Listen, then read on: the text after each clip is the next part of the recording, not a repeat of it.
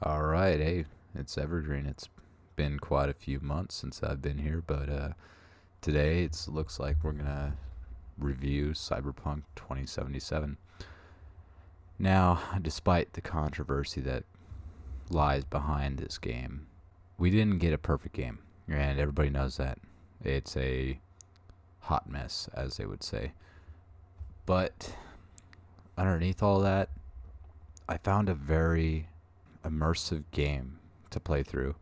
Something that I found myself after work getting home and wanting to play more. I found myself feeling more and more connected to the world every day that went by. So, despite the controversies, I realized, you know what? Maybe they didn't make the perfect game due to its gameplay, its bugs, and everything. But they did make a damn good story. Something that when I finished the game, I was like, oh, damn. From step one all the way to the very end, I was just like, this is captivating. This is something that I'm excited to see end. I'm excited to get to play through again and see how different paths wind up taking me, whether it takes me down a positive or a negative. I want to go down it. So, first things first, let's talk about the story. Now, the story of Cyberpunk, it is way different than what I thought it was going to be. Now, maybe that's because I was kind of sheltered away from what I was going to play through, because I wasn't like all hyped about it, if I'm being honest. After playing The Witcher, yeah, of course I was hyped about playing through this game, but it's not like it was on my top radar since, they announced it. I was just like, oh, that looks kind of cool. And then I thought, well, we already got Deus Ex, so what am I going to do playing this game? But once, they started releasing trailers and stuff, I was like, it looks all right. It looks kind of fun. So I didn't really pay attention to anything that was, spoilery when it came to the gameplay trailers that they had.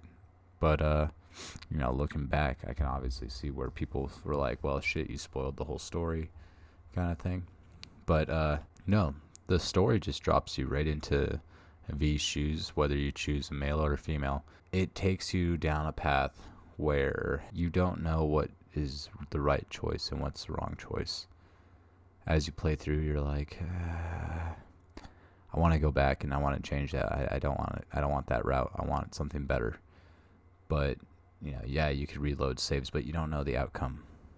Whether or not the first choice that seemed wrong was actually the right choice. Now, the twist with the game that hits you from literally the very beginning credits of the game, that really got to me. That really immersed me into the game because it got me interested. It made me think, you know what? This is something that I haven't seen yet. And I think I really like it. And from that point on, every interaction felt rich, like it had a lot of story behind it. So I never really felt like this game was lacking in the story department. I felt like it was very rich. It was very well planned out and thought out. There's only a couple things that maybe I would just say they should have changed. But then again, I've only played through it one time, so it's not like I have a concrete thought process on this. But I wish that they would have made the story a little bit longer. Like, it took me about 40 hours to get through it, and I was playing through a lot of side quests in between there and then. So, if I'm being honest, I wish it was a lot longer. I wish it was like The Witcher, where it felt like I kept going and going and going, and it was never going to end until it did. So, that's kind of one thing I'm a little bit disappointed in. However, if you haven't played it or you're waiting for it to just get fixed, I don't want to get too in depth with the story because it was a great story. Bugs or no bugs, it was a great story. Yeah, there's some times I was like, that took me out of the immersion a little bit, but whatever. But still, phenomenal storytelling. But like, let's be honest and let's kind of talk about the state of the game right now.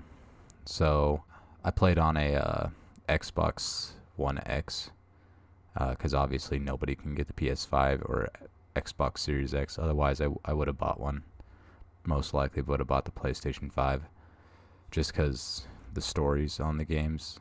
Anyways, playing on Xbox One X, and I didn't have as bad of an experience as people were saying. Like, all the clips that you're going to see throughout this review are buggy clips, but that's because that's what all I could find. I had a bunch of like gameplay saves, but for some reason they're not on my Xbox anymore, so I don't know what the heck happened to them.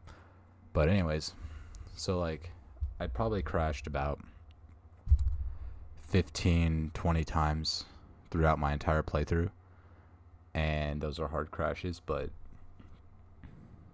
there really wasn't a whole lot for frame rate stuttering or like actual bugs.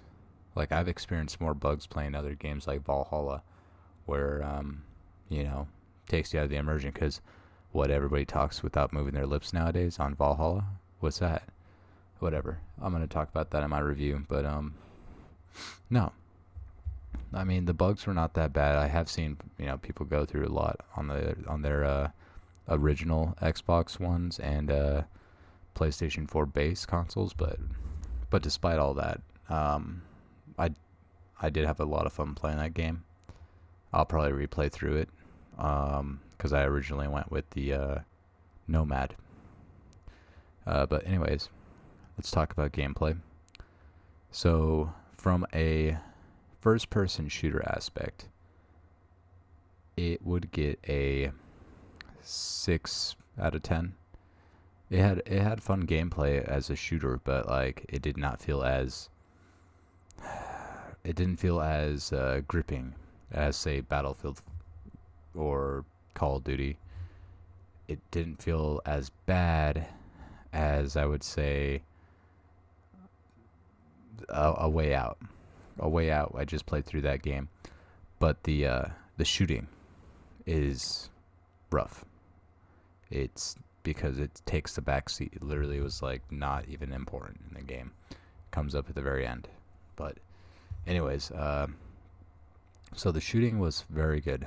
However, the melee combat is where it's at when it comes to like swords and batons. When it comes to fist fighting, nah, good luck. Because one moment they're punching after you, the next they're landing the hit. Like it just snaps straight from punching to hitting you.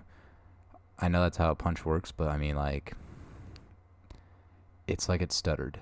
Like it missed a frame or two and you didn't have enough time to, click the parry button or dodge it fast enough so you took damage. Which I find kind of irritating because, like, there's a couple side missions where you have to fight people, and it kind of took me out of the fighting mood, because here I am trying to land these hits and, I keep getting hit or I keep getting pummeled because, I can't parry them. I can't dodge them. I just kind of got to dodge and expect them to come after me. Well, let's move on to driving, because that's another part of the game that takes, kind of a front row seat. Driving felt very like I was on ice. Like Grand Theft Auto 5. Like, Rockstar made an amazing game making Midnight Club, where the driving felt very crisp. It felt very responsive, like your vehicle had weight.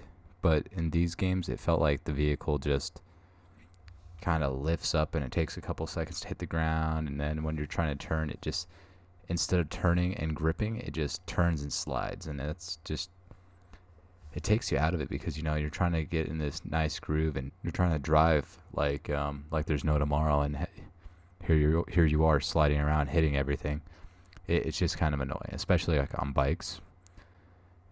You can't even turn bikes with the handbrake, because every time you turn the bike, your bike goes sideways, but you're still going straight, and then it just decides to auto-correct and go straight anyway. So it's a pain in the ass. So, sorry this is a kind of a weird review. It's just, it's my first video since October, I think it was, between moving and everything, and,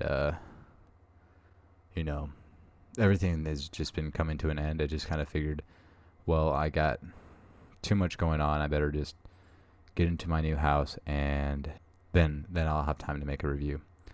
So as of right now, I've got about 9 games that I need to make reviews for, and that includes Doom Eternal, A Way Out, Outer Wilds, which is that indie game, Call of Duty Cold War, Generation Zero, Jedi Fallen Order. I played through that a while ago, but I really liked it, so I want to write another review for it.